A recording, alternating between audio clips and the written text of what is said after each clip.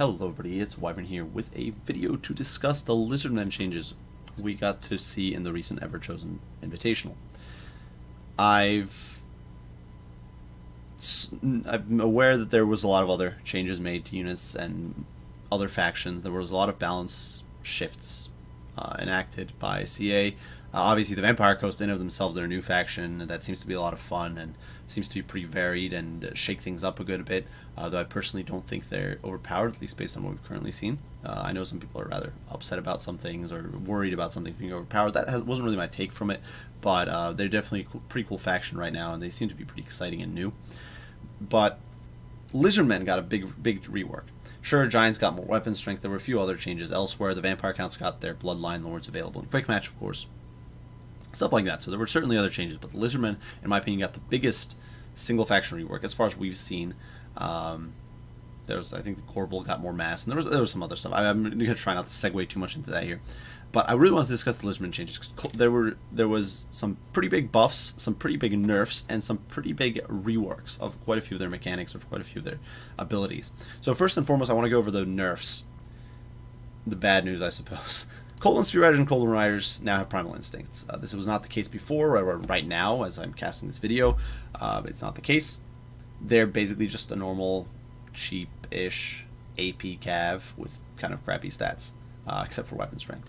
So, they're getting changed. They're going to get Primal Instincts. Now, in compensation for that, and this is where the buffs start coming in, Horn ones as well as Cold ones as well as Croxagores have all gained some pretty significant stat boosts, at least for some. Croxagores, I do believe, gained, it was either 6 or 8 weapon strength. I think they went up to 94 or 96 weapon strength, which is pretty solid. Horn ones have gone up to 60 weapon strength, which on a unit with 36 models, that's already pretty bonkers against a lot of targets, is really pretty insane. These guys are just going to be beastly, I think. Keep in mind they also have Splash, so that 60 damage is being spread out over a lot of units, so you can just melt. You're probably going to be able to melt a lot of armored troops. It's going to make them, in my opinion, pretty crazy. And Cold Spear Riders and Cold Riders, which currently have pretty bad stats, did get buffs to both weapon strength as well as melee attack, and as I do believe, perhaps even melee defense. Cold Riders, I did see had their melee attack up into 30s, and their weapon strength was up to 50, in fact.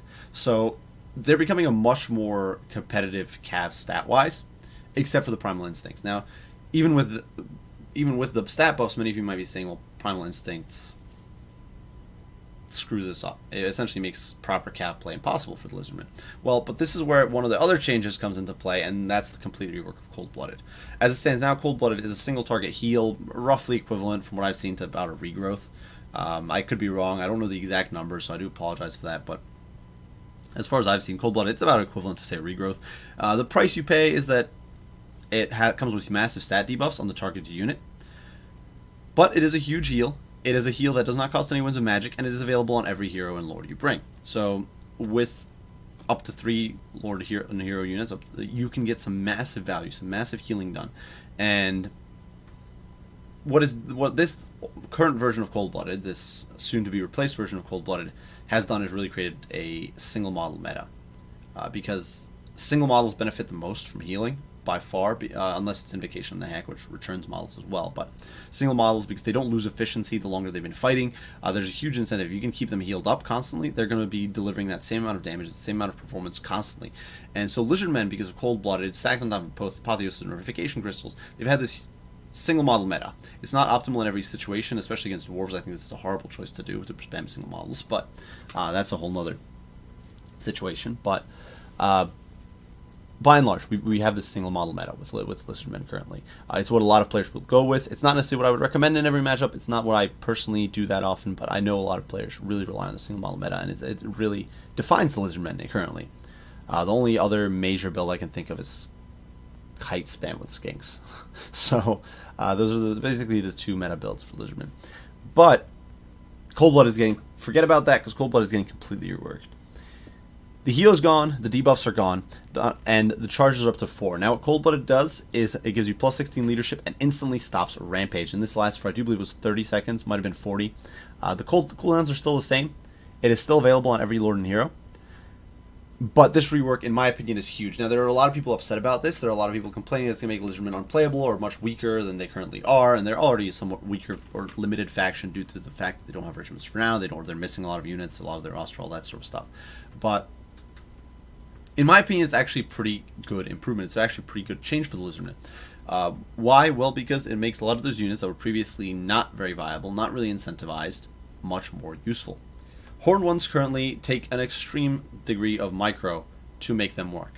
Croxagores are in many ways risky because your opponent can shoot them down, they rampage, and then they're going to pile into like a unit of Slayers or a unit of Halberds or Trollhammer torpedoes or something like that. They're going to do something stupid and you lose them. Horned ones, they start rampaging, and if they're caught in a backline, if they're stuck against Halberds, they are screwed. You've essentially lost that investment. It's even true to an extent of feral units, especially feral carnosaurs. Feral carnosaurs are essentially trash because they're a very dedicated unit. They need to be on very specific targets. They're not like the feral stegodon, feral bastillodon, where you kind of say sick them and let them loose on a target and don't care afterwards. It's whatever. You probably let them loose in like some infantry and who cares. With the feral carnosaur especially, you need him to be on top of his large targets. You need him to be focused on specific units to really get that max value. And so I think a lot of these units that currently are not very viable or not very popular and require, according to many, an excessive amount of micro, an excessive amount of skill to make use properly, and some degree of luck, are now going to be much more viable because you can simply interrupt rampage. Suddenly, if you can bring your horn ones, and as they start rampaging, you immediately hit them with cold-blooded, and boom, they're now back under your control, and you can just pull them away. That's great. You can still bring a Rev Crystal to get that model regen and to replenish their HP. You can still bring Apotheosis on, say, Mazdamundi, so you can still get some or Salon Mage of High Magic, so you can still get some healing on these multi-model units.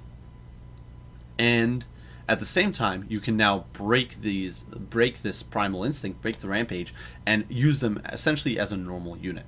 Because chances are that even when you're playing, you're probably not going to have that many units you care about not rampaging. But normally, a lot of those units can be the game changers. They can be the deal breakers, the units that are decisive in a match. And currently, you just don't bring them, or because you just don't want to risk it. You don't want to risk that your Croxagores are going to rampage off. Especially the horn ones, they cost 1,400, or a Feral Carnosaur, they cost 1,600. You don't want to risk that rampaging and suiciding itself into some pikes. So I think, in my opinion, this rework is actually really good. Single model spam is still gonna be weaker, but you can still support it with Apotheosis. You can still support it with the Rev Crystal. Those options are still on the table. Oftentimes, if you're stuck in melee, you don't really want to use cold-blooded anyway because it debuffs you so much. It's mostly a thing that your lord gets forced off, heals up, and suddenly you got a Croc-Gar that you dropped to like 600 HP is all of a sudden back and angry with 4,000 HP.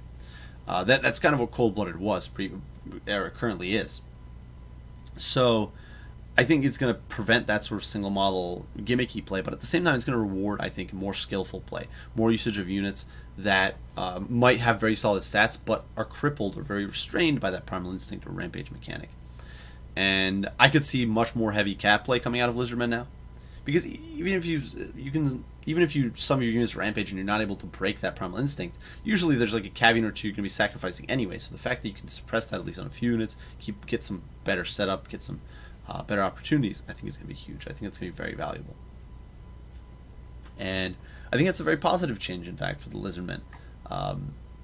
Now, obviously, many don't agree. On the forums, I know many people are upset. They think this is going to make, like I said before, they think this is going to make Lizardmen a lot weaker. They think this is going to make them an even worse faction than some people, I think, are exaggerating a lot when they're saying the Lizardmen are a terrible faction. But their idea is that it's going to make the Lizardmen much weaker. Personally, I don't think so. I think it's going to side-grade Lizardmen. It's going to make them more well-rounded.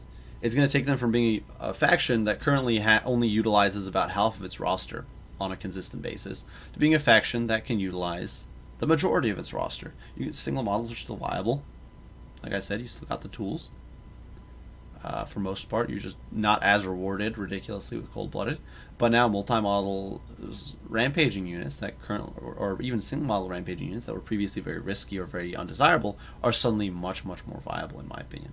So that's my 2 cents on the matter, and I think I'm gonna, and that's kind of where it ends.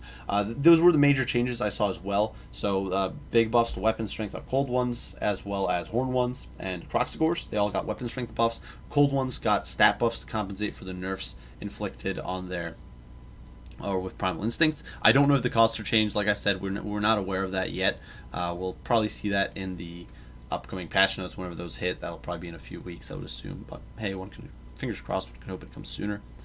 But those are the major stat changes for the Lizardmen. Obviously, there's a whole bunch of other new content that needs coverage separately, and I didn't want to waste this video discussing that, because there's a whole, like I said, there's a whole bunch of other units, other factions being changed, but those are more specifics or just unit rebalance changes. It's not a whole rework or a potential massive meta shift, in my opinion. So it's not something I really wanted to discuss. And obviously, Vampire Coast, that's a whole new faction, so they've anything to sort of their own video, probably separately once we've got even more idea of what they're all about, or after I've properly gone through their what stats we know and all that sort of stuff, because there's a lot to discuss there. It's a lot to talk about. So I do hope you guys enjoyed this. I hope you found it perhaps informative, and I hope you enjoyed listening to me rant about why I think Lizardmen are actually going to benefit from this, and why I'm actually pretty excited to see Cold-Blooded changed to a control mechanic that is going to make your Primal Instinct units function much more competently. Be sure to let me know what your thoughts are, guys. If you disagree, let me know. If you agree, great. Let me know why. Or if there's other things I missed, or there's other potential uses or disadvantages or things like that that I haven't really mentioned, be sure to let me know. I honestly love to hear what your guys' thoughts and opinions on the matter. I'll do my best to respond as soon as I can. I do hope you guys enjoyed. As usual, if you did, like, share, subscribe, whatever. I appreciate all the support you guys give me. And with that, I thank you all for watching, and I will see you all in the next one. Bye for now.